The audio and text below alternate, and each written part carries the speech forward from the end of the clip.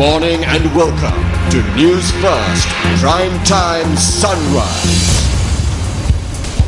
It's 11th of August 2014, a bit of a drizzly morning here at the Newsfirst studios in Colombo. However, different weather being experienced in other parts of the island. Let's start off first with a look at this morning's headlines. Over 1.6 million persons from 6 provinces affected due to the prevailing drought. 2 billion rupees to be provided as relief. Increase in elections of pre-election violence ahead of the Uva Provincial Council polls. Israel and Palestine agree on new Gaza truce.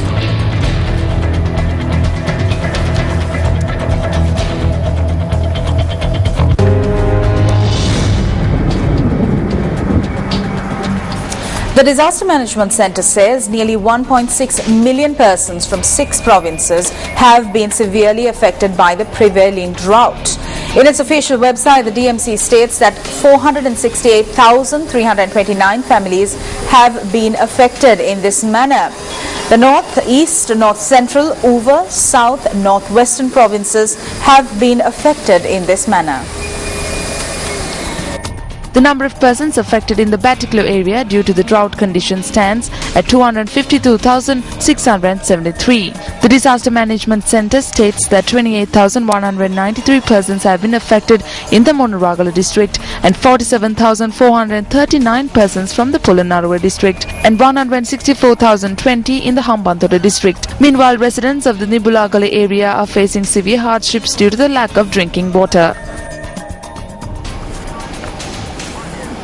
Meanwhile, the Met Department forecasts that more showers will be expected in the southwestern parts of the island, and showers can be expected in the western Sabaragamuwa central provinces and in the Gaul and Mathura district. Duty meteorologist of the Department of Meteorology, Jeevan Karunaratna, elaborates further. Change in the prevailing weather, that is more showers in the southwestern part, is expected. Showers will occur at times in the western, Sabaragamuwa and central provinces and in the Gaul and Mathura district. Showers may spread to the northwestern province too. Thunder showers will develop at a few places in the northern, north central, Uva and eastern provinces during the afternoon or evening. There may be temporary localized storms during thunder showers. General public is kindly requested to take adequate precautions to minimize the damage caused by lightning activities.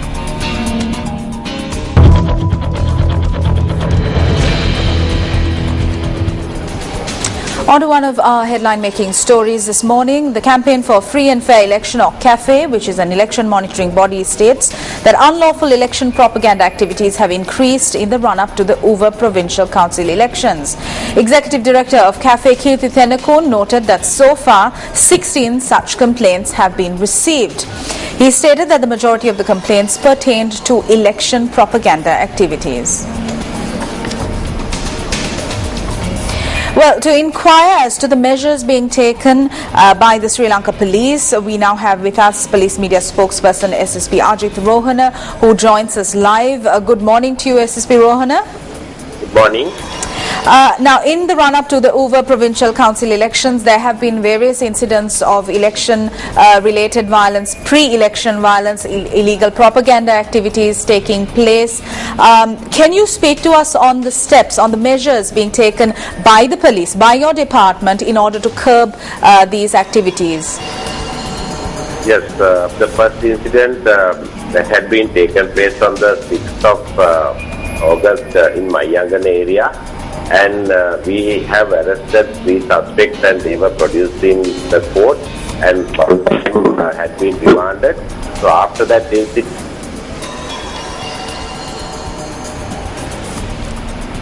SSP Rohana, are you still with us?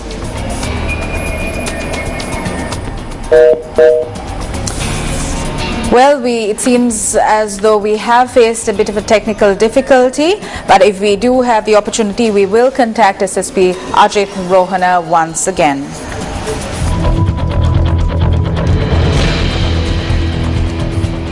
Still in local stories, the final Randoli Perahara of the Kandy Asala Festival paraded the streets of Kandy last night. The procession commenced at the auspicious time of 8:19 p.m. Raja, a tusker from Nadungamur, was privileged to carry the casket of the tooth relic. Meanwhile, the water cutting ceremony of the 4 Devalayas was held at the Mahaveli River, Gatame, Kandy.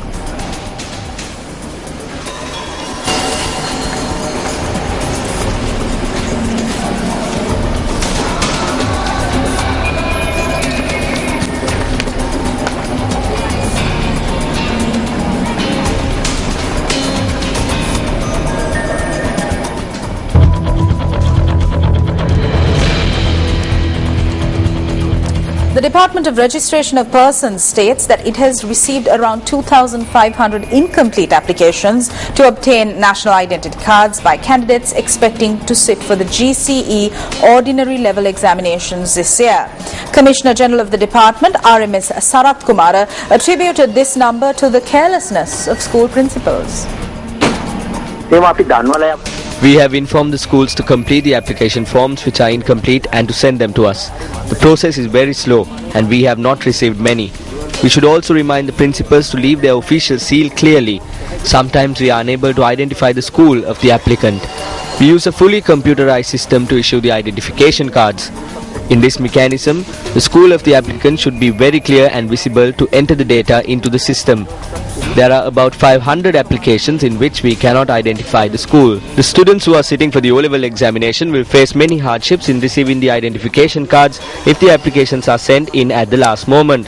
Because the UA Provincial Council elections will be held in September, we have initiated a rapid system to issue the identification cards to the applicants in the 2 districts in the UA province where the election is held. So we should remind to send in the applications of the GCE ordinary level students soon.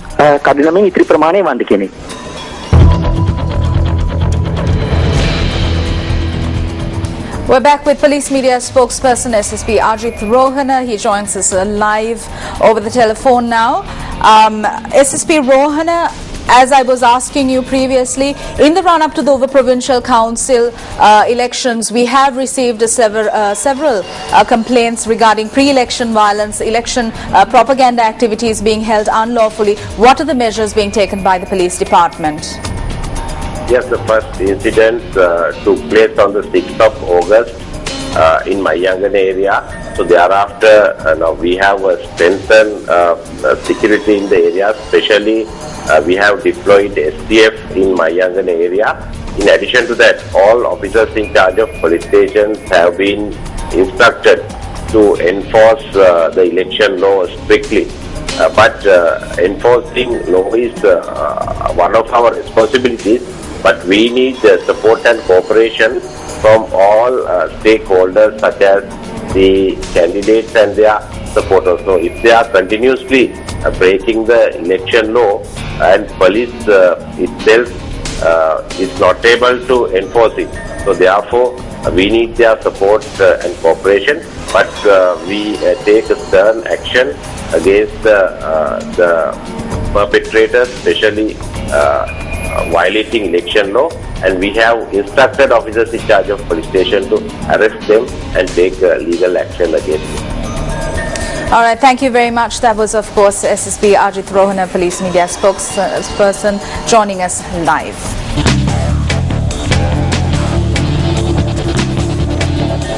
With that, we wrap up this edition of Primetime Sunrise. Our next hourly update comes your way at 8:55. Have a great morning ahead.